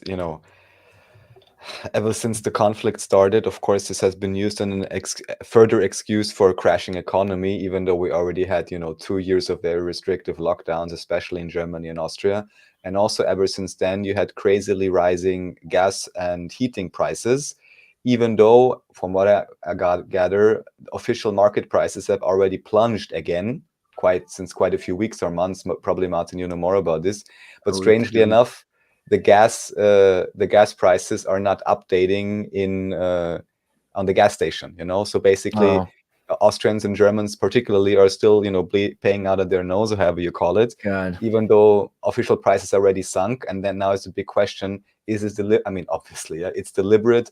Who is benefiting? Why is there a deliberate attempt to keep energy prices so incredibly high in the German-speaking regions, at least? So, yeah.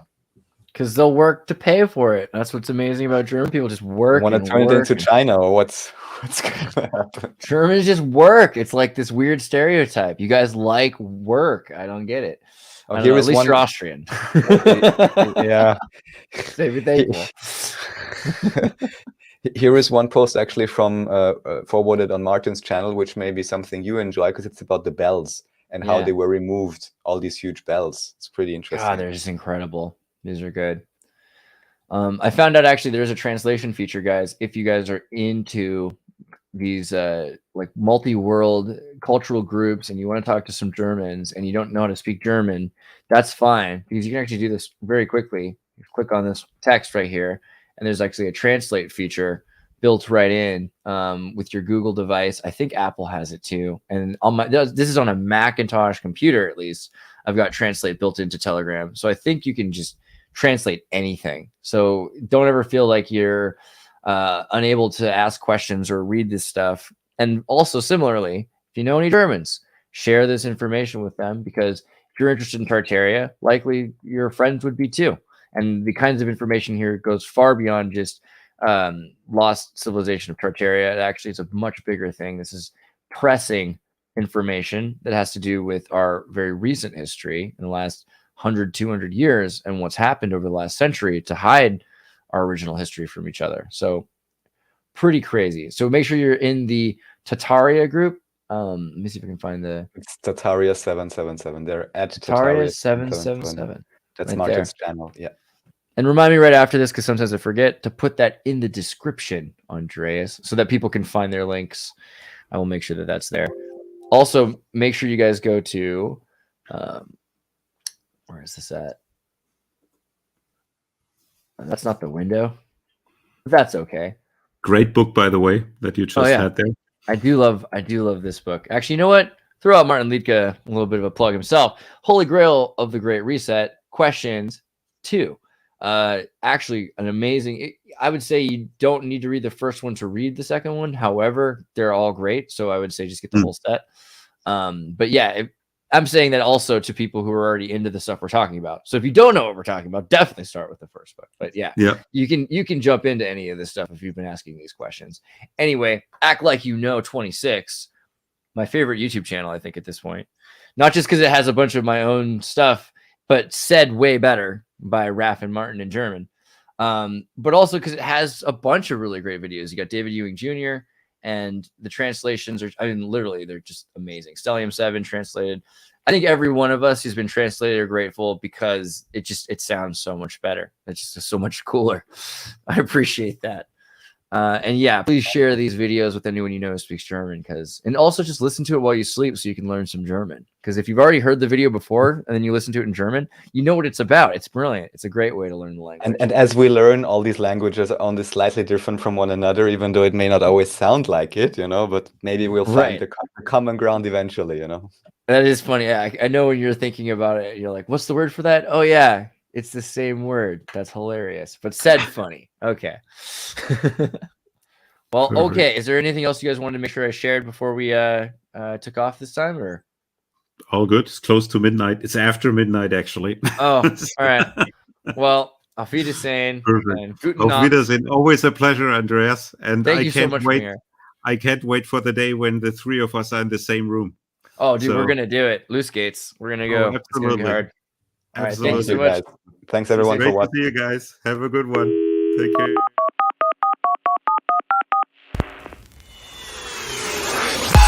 Hey, everybody, tune in to Recent Tartarians. Recent Tartarians. Recent Tartarians.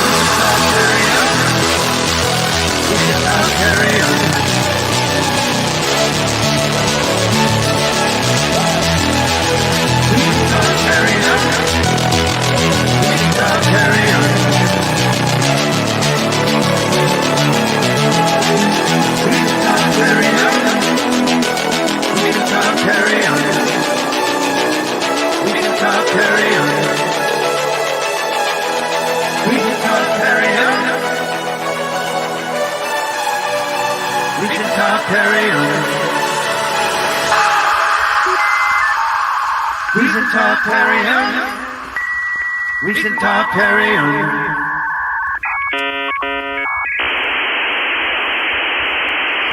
Hey, everybody, tune in to Recent Tartarians.